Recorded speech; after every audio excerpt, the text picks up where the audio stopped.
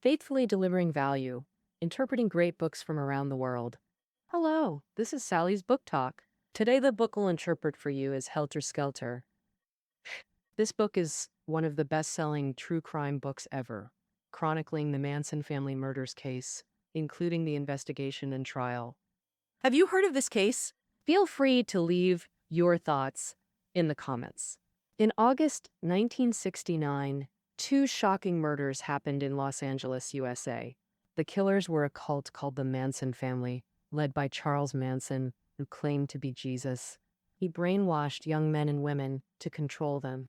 Under his direction, the Manson family killed 7 people over 2 nights with brutal methods.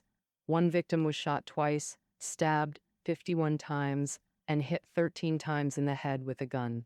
Another victim, Sharon Tate, was the wife of famous director Roman Polanski and was 8 months pregnant when murdered. After these crimes, fear gripped Los Angeles, especially in wealthy areas. Even a falling tree branch would make people call the police. Police used small clues to identify Charles Manson and his family, leading to a trial that set U.S. records for length and cost. About $1 million. These records weren't broken until 1995 by the O.J. Simpson murder case, the trial of the century. Charles Manson was called the most dangerous man alive by Rolling Stone. How did he brainwash family members to kill? What was the motive behind the murders? What happened during the trial? This book will answer all these questions one by one. The author, Vincent Bugliosi, was the prosecutor in the Manson case. During the investigation and trial, Bugliosi interacted closely with killers, police, witnesses, and others. That's why he reveals never-before-reported details in this book. He also uses first-hand insights to deeply analyze Manson and his family and explains legal issues from the trial professionally. First published in 1974, it won the Edgar Award for Best Fact Crime the next year, America's top detective literature prize. The book has been reprinted multiple times since publication. In the 25th anniversary edition, released in 1994, author Bugliosi added updates about the Manson family. By the time of Bugliosi's death in 2015, the book had sold over 7 million copies. The TV miniseries adaptation set U.S. viewership records immediately after airing in 1976. Quentin Tarantino's Oscar-winning film, Once Upon a Time in Hollywood, also uses this case as its backdrop. This nearly 600-page book meticulously documents everything from the crimes to the trial's conclusion in chronological detail. The book features over 100 major characters alone. So we'll reorganize this book into 2 episodes for you. In part 1, I'll cover the 2 brutal murders and the Manson family's origins in 2 sections. In part 2, we'll analyze Manson's motives and the record-breaking trial proceedings. New. We'll focus on Manson's motives and the record-breaking trial proceedings. What tricks did Manson use to try to get acquitted? Now let's begin part 1.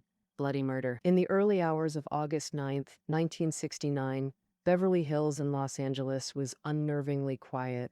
A narrow driveway wound up to director Roman Polanski and wife Sharon Tate's home at 10,050 Cielo Drive. Around midnight, neighbor Mrs. Cott heard 3 or 4 sharp sounds, like gunshots, then silence fell. Miss Cott went to bed. Around the same time, a night watch teacher at a school 1 kilometer away heard a man screaming, "Oh God, please, no! No!" The screams lasted 10 to 15 seconds. The teacher drove around the area but found nothing unusual. Around 8 a.m. on the 9th, the Tates' housekeeper, Mrs. Chapman, took the bus to work.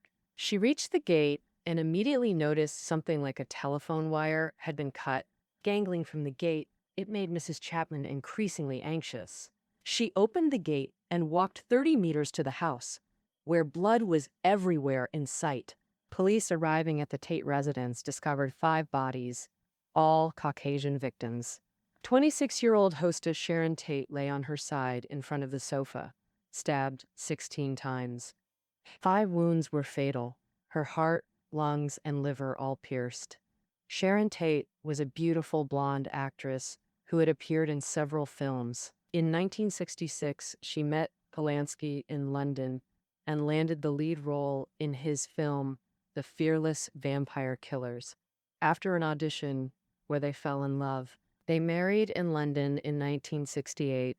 When killed, Polanski was working in London while Sharon Tate was 8 months pregnant.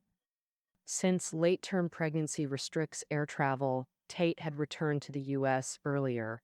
Police found a white nylon rope around her neck, stretching over a ceiling beam to another victim, Jay Sebring's neck. Sebring, 35, was a celebrity hairstylist whose clients included stars like Paul Newman. Sebring was also Sharon Tate's ex-boyfriend. After she married Polanski, he became friends with both and frequently visited their home. Sebring died from blood loss after being stabbed 7 times and shot once. 2 more bodies were found on the lawn. 25-year-old Abigail Folger, heiress to a coffee fortune, and her 32-year-old boyfriend, Wojciech Frykowski. Both were friends of the Polanskis. Staying at the Tate home when killed, they suffered 28 and 51 stab wounds respectively. Frykowski was also shot twice and pistol-whipped in the head 13 times. The book describes their bodies like dipped in red paint, lying lifeless on the lawn. The 5th victim was 18-year-old Stephen Parent, working 2 jobs after high school, day delivery, electronic sales by night, to save for college. Planning to start community college in September, he visited the Tate's caretaker on the murder night. He was demonstrating a Sony radio to Gerritsen but encountered the killers while driving away. Parent was shot 4 times in his car. The caretaker Gerritsen stayed in the back guest house, playing music all night, hearing nothing. It remains unknown why the killers spared him. Gerritsen was the first suspect arrested by police but was released after interrogation and a polygraph test. Additionally, police found no signs of sexual assault at the scene. Valuable items like TVs, VCRs, victims' jewelry, Porsche cars, etc. were all untouched. But the killers wrote 3 letters in blood on the front door. Forensic tests confirmed the words "pig" and "rise" were written in Sharon Tate's blood. News of the murders spread fast, with media swarming the crime scene.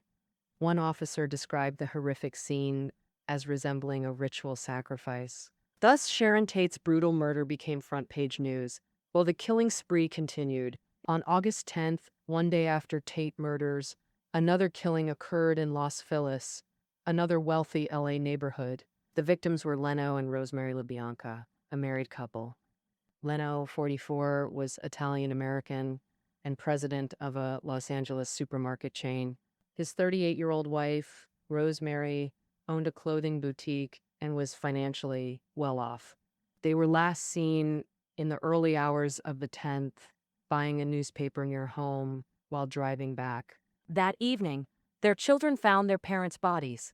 Leno dead in the living room. He suffered 12 stab wounds plus 14 puncture wounds from a carving fork. An electrical cord around his neck. Bloody pillowcase overhead. Knife in throat. Rosemary lay face down with lamp cord around neck. Pillowcase overhead. 41 stab wounds. Unlike the previous scene, killers wiped fingerprints, but LaBianca murders shared striking similarities with Tate case. First, both in LA at night, multiple victims, all wealthy Caucasians. Second, extremely brutal methods, multiple stab wounds indicating overkill. Third, unclear motives, no robbery signs. Like Tate case, valuables untouched, except Rosemary's missing wallet. Fourth, and most crucial, killers wrote messages in victims' blood at both scenes. At the Tate home, pig was written on the door, while at the LaBianca home, death to pigs was written on the wall. Additionally, rise and helter-skelter were written on the refrigerator. Helter-skelter means chaos, confusion, disorder, and can also refer to a playground spiral slide. It's also the name of a 1968 song by the British rock band, The Beatles. And, in fact, this book's English title is Helter Skelter, and this term or song will reappear frequently in our interpretation. Understanding Manson's motive is key, but initially LAPD didn't grasp it. The consecutive murders spread terror across LA. The crimes occurred in distant LA districts with completely different victim profiles. This showed killers targeted indiscriminately. Anyone could be next. Within 2 days, one LA sporting goods store sold 200 guns, up from 3 to 4 daily. Guard dog prices soared from $200 to $1,500 with back orders. Back orders stretched 2 weeks. Since victims were wealthy whites, panic intensified. Singer Frank Sinatra reportedly hid, while actress Mia Farrow feared being next, skipping Sharon Tate's funeral. People canceled parties and stopped visiting. Everyone lived in constant fear. Yet LAPD saw no connection between the cases and didn't combine investigations. They believed the later LaBianca murder was a copycat of the Tate case. Since 90% of murder victims know their killers, both investigations started with victims' social circles. For example, in the Tate case, police found drugs in the home, so they targeted drug dealers as suspects. In fact, about 10 days before Tate and LaBianca murders, another killing occurred in Malibu, LA County. Victim Gary Hinman, a 34-year-old music teacher, was stabbed at home. Killers also wrote political piggy in his blood. Bobby Bosolio was arrested before the Tate murders occurred. When arrested, he was driving the victim's car with bloodstains on his pants and shirt. Crucially, he was a Manson family member, but police ignored this lead while fixating on drug dealers. By late September, nearly 2 months after the Tate and LaBianca murders, the police investigation had made zero progress. During questioning, Polanski told police, "If I were seeking motives, I'd think unconventionally. You cops are stuck in fixed patterns. Consider unusual possibilities." At this point, LA police never imagined the killer had already been arrested and released. On August 16th, a week post-Tate murders, police raided Spawn Ranch, 30 kilometers from Beverly Hills, arresting 26 auto theft suspects. But the whole group was released days later. About 2 months later, most were rearrested at Barker Ranch in California for grand theft, arson, etc. This group was the Manson family, led by Charles Manson, who registered at the station as Charles Manson, aka Jesus Christ God. So who is this self-proclaimed Jesus? In part 2, we'll cover Charles Manson and his family. When arrested at 34, he'd already spent half his life in prison. Manson, born November 12, 1934, in Cincinnati, Ohio, an illegitimate child. His father unknown, mother, Catherine, was promiscuous and alcoholic. At age 5, Catherine got 5 years for gas station robbery, so Manson went to live with an aunt. When Catherine was paroled at his age 8, he returned, but she didn't want him. By 12 or 13, Manson ran away, surviving through theft and robbery while racking up federal charges. At 16, he entered juvenile detention until adulthood, a social worker recalled. He pretended to adapt but made no real effort. "I knew he'd cause trouble for the institution eventually." Over the next decade, Manson cycled through juvies and prisons for car theft, pimping, credit card fraud, check forgery, while marrying twice and fathering 2 kids, both marriages failing. Correctional facilities documented his volatile, unpredictable moods. On rare good days, he'd earn outstanding service awards in prison, but more often he caused trouble. One parole officer wrote, "This probationer is utterly unreliable. Reoffending is inevitable." A doctor who evaluated Manson in juvenile hall believed his traumatic childhood caused psychological damage. He always felt inferior because of his mother. Additionally, Manson was short, only 157 centimeters, 5 feet 2 inches, as an adult. Being illegitimate and lacking parental love, he constantly fought against being looked down upon. Thus, he learned superficial social skills like humor and flattery to navigate interactions. In 1961, age 26, Manson was re-imprisoned for parole violation. Prison staff noted he'd become an actor. He masked inner loneliness and hostility with ingratiation. A skilled speaker, he could dramatically captivate listeners. Prison staff saw this as Manson craving attention. 2 notable developments. First, his self-discovery quest studying religions like Buddhism and Scientology. Scientology discourages medical treatment and sells expensive self-improvement courses to followers. It's classified as a cult in countries like UK, France, and Germany. But in the US, it has celebrity adherents like Tom Cruise and John Travolta. Cruise's divorces were linked to his involvement. However, 2021 reports stated Cruise distanced himself over Scientology's anti-COVID vaccine stance. Manson claimed to reach Scientology's highest state, operating Phaeton, in prison, meaning he'd grasped life's truth. But prison reports deemed Manson's self-search and religious studies superficial. He never gained real knowledge and soon lost interest in Scientology. Yet he borrowed terms from it and other religions, like enlightenment, present moment, and karma, for his own purposes. He cobbled together these concepts to form his own life philosophy, using it to manipulate people. Second, Manson became obsessed with the Beatles at their peak, but his feelings were more envy than admiration toward this British rock band. He told others that given the same opportunity, he could be bigger than the Beatles. From then on, Manson spent most free time writing songs, playing guitar and drums, hoping to become a musician after release. Later, folk experts who heard Manson's recordings concluded his tunes weren't original, just plagiarized, though he added some decent guitar rhythms to his performances. His self-written lyrics radiated hostility, like "Your reckoning will come eventually." Similar lyrics appeared in traditional murder ballads. Murder ballads adapted real crimes, detailing killers' methods and police investigations. In the pre-mass media era, they functioned like musical news reports. But murder ballads described past events, while Manson's lyrics used future tense, as if prophesying violence. The expert concluded Manson was a mediocre amateur, yet this very hack artist attracted young followers willing to kill for him after prison. On March 21st, 1967, 32-year-old Manson was released.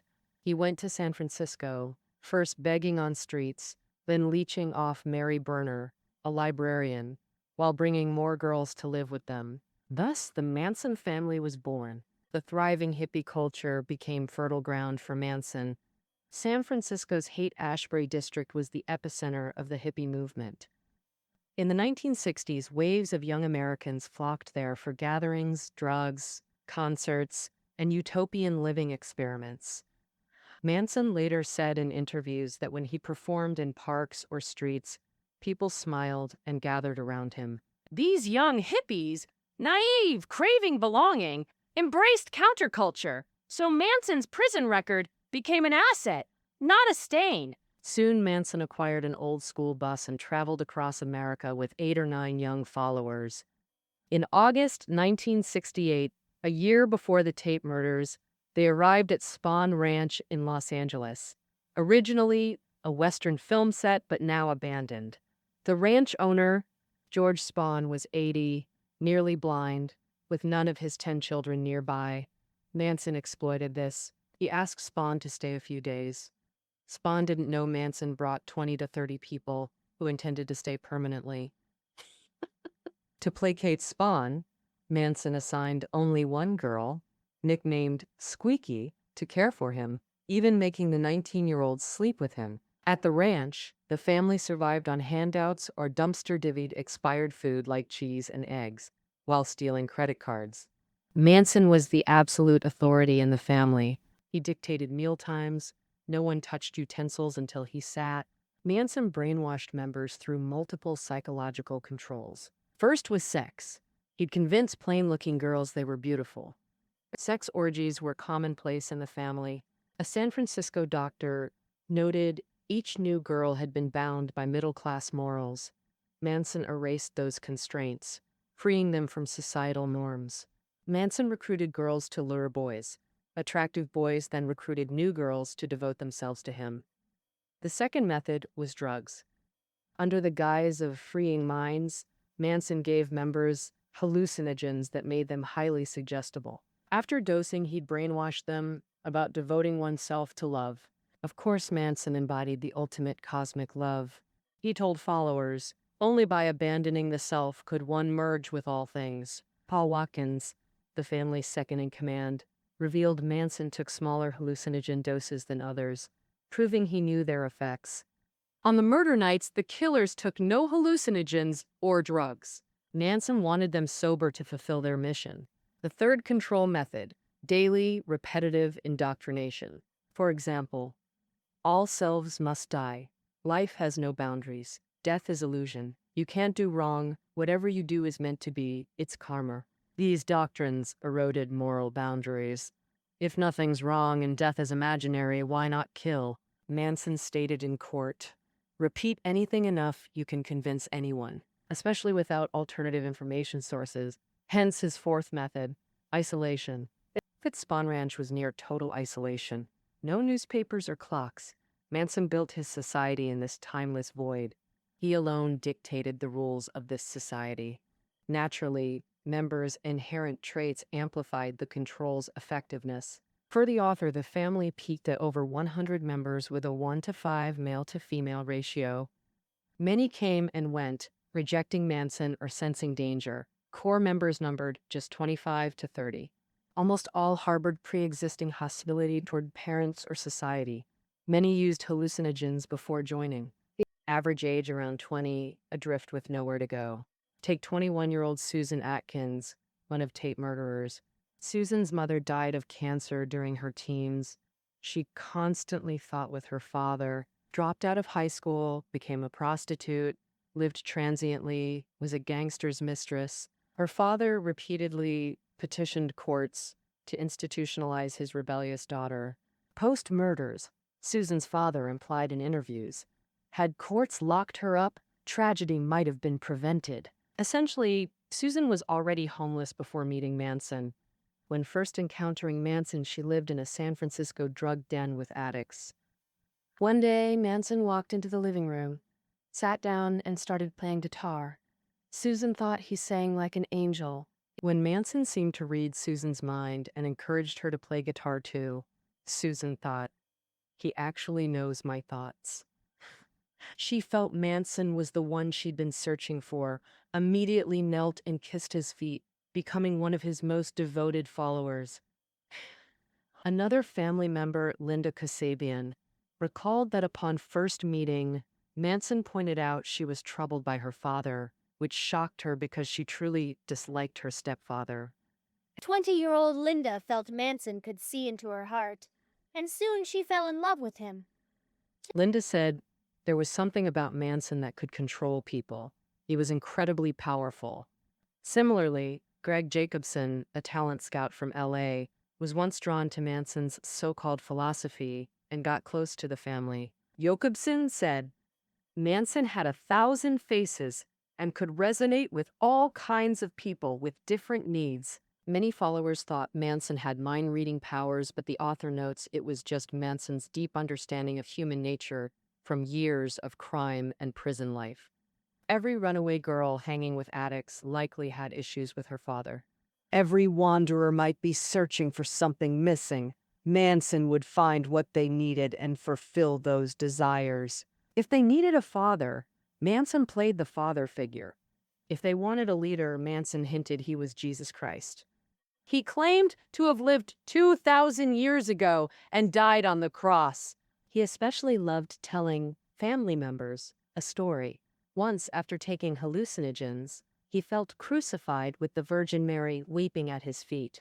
The story, after telling it, Manson would always let out a painful groan.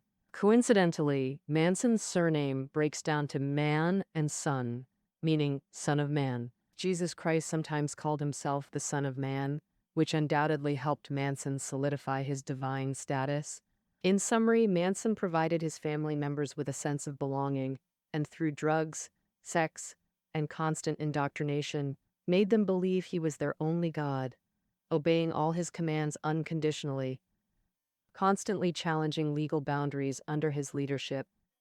For instance, Manson family members frequently engaged in creeping at night, which involved randomly choosing a house. They'd sneak in while the owners slept, move things around, so when the owners woke, their home was changed.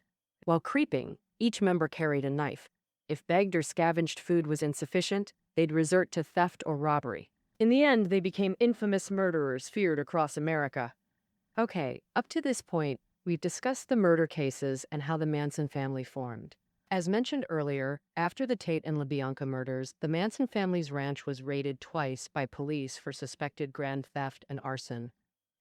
We But initially, police didn't pay attention to this short man who called himself Jesus. It wasn't until around November 1969 that they identified Manson and his family as the killers. How did police identify Manson? Why did the Manson family commit murder? What happened during the trial of the Manson family?